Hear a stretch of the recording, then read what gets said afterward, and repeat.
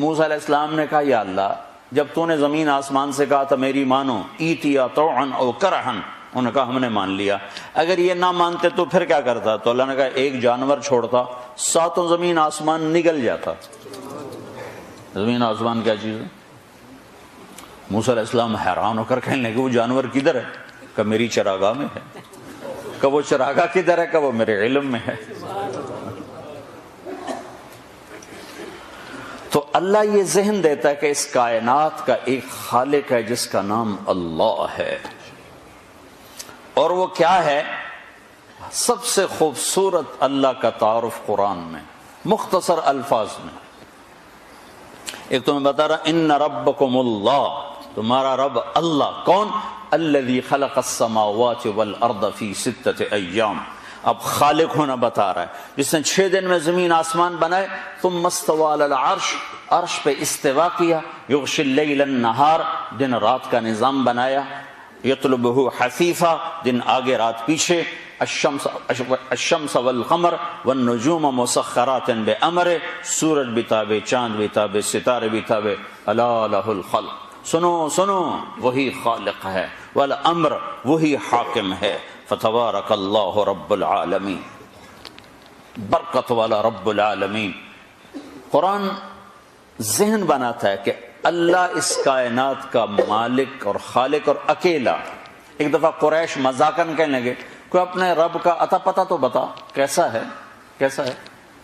کوئی باپ دادا، کوئی بیٹا پوتا، کوئی بیوی بچے، کیسا ہے؟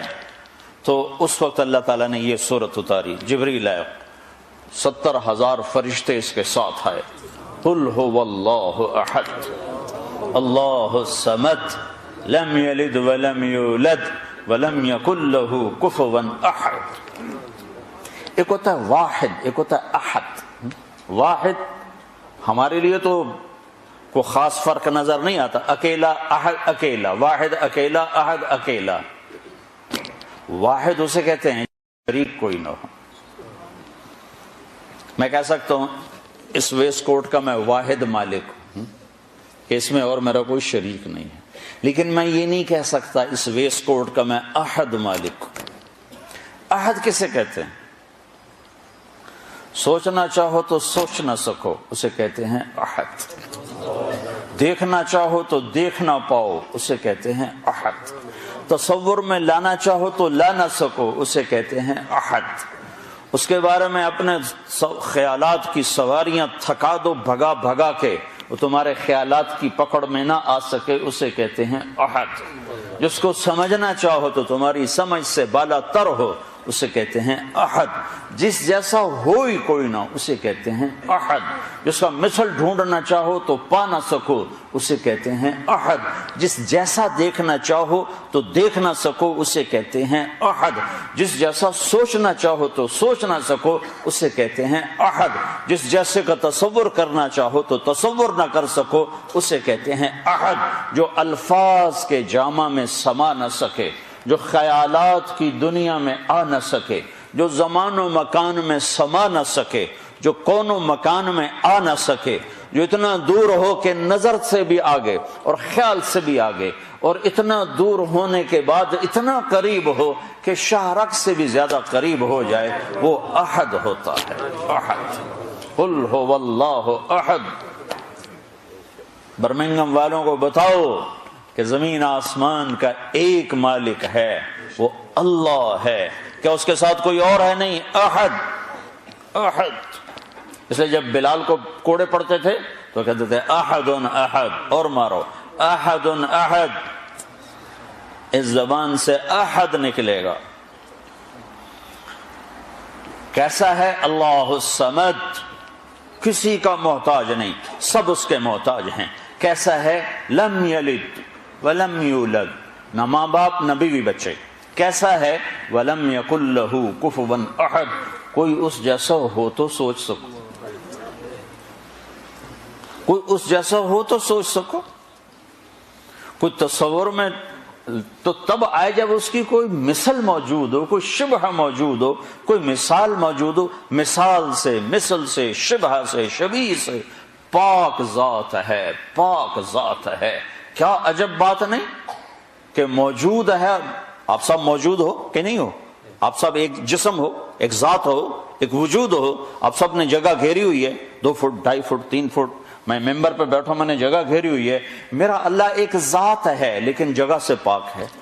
کمال ہے. میرا رب ایک ذات ہے لیکن زمانے سے کوئی زمانہ نہیں، وہاں کوئی ٹائم نہیں ہے، وہاں کوئی ماضی نہیں، کوئی حال نہیں، کوئی فیوچر نہیں، کچھ بھی نہیں ہے. مشرق نہیں، مغرب نہیں، شمال نہیں، جنوب نہیں. مشرق سے پاک، مغرب سے پاک، شمال سے پاک، جنوب سے پاک. لیکن ہر زمانے مکانے سے پاک ہو کر کہتا ہے اینما تولوا فثم وجہ اللہ. جدھر منہ موڑو گے آگے میں کھڑا ہوں گا، جدھر دیکھو گے مجھے پاؤ گے. پتوں میں دیکھو گے میرے جلوے دیکھو گے، بارش کے قطروں میں دیکھو گے اللہ اللہ دیکھو گے، بادل کی گرج میں سنو گے تو اللہ اللہ سنو گے، بجلی کی روشنیوں میں دیکھو گے تو اللہ اللہ دکھائی دے گا، بجلیوں کی کڑک میں تمہیں اللہ اللہ سنائی دے گا، بھمرے کے اڑنے میں تمہیں اللہ نظر آئے گا، پھول کی پتی میں تمہیں اللہ نظر آئے گا، پھل کی مٹھاس میں تمہیں اللہ نظر آئے گا، بھینس کے دودھ کے قطرے میں تمہیں اللہ نظر آئے گا، برستی بارش میں تمہیں اللہ نظر آئے گا، بہتے دریاؤں میں تمہیں اللہ نظر آئے گا، گرتی آبشاروں میں تمہیں اللہ نظر آئے گا، ابلتے چشموں میں تمہیں اللہ نظر آئے گا، مہکتے پھولوں میں تمہیں اللہ نظر آئے گا، رینگتے کیڑے مکوڑوں میں تمہیں اللہ نظر آئے گا، بکھری موجوں میں تمہیں اللہ نظر آئے گا. آگے دیکھو گے تو اللہ ہے، پیچھے دیکھو گے تو یعنی اللہ کی قدرت، اللہ کے جلوے، اللہ کی کاریگری. میرا رب کہتا ہے سنریہم آیاتنا فی الآفاق وفی انفسہم. یہ آنکھیں پاک کر لو، یہ لینز تبدیل کر لو، یہ لینز حرام نہ دیکھیں، یہ لینز حرام نہ دیکھیں. پھر جدھر منہ پھیرو گے تمہیں اللہ کی قدرت اور جلوے نظر آئیں گے، تمہیں پتے پتے میں اللہ دکھائی دے گا.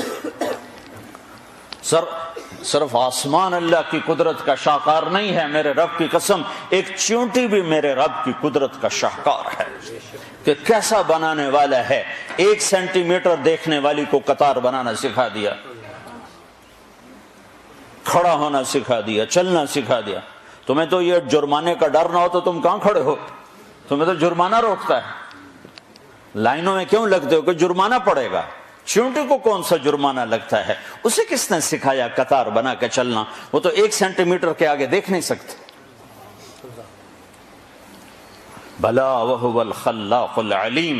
تو میرے بھائیو قرآن یہ ذہن دیتا ہے، اللہ یہ ذہن دیتا ہے اس کائنات کا ایک خالق اور مالک ہے جس کا نام اللہ ہے، اور اس کائنات میں وہ ہوتا ہے جو اللہ چاہتا ہے، وہ نہیں ہوتا جو انسان چاہتے ہیں. یہاں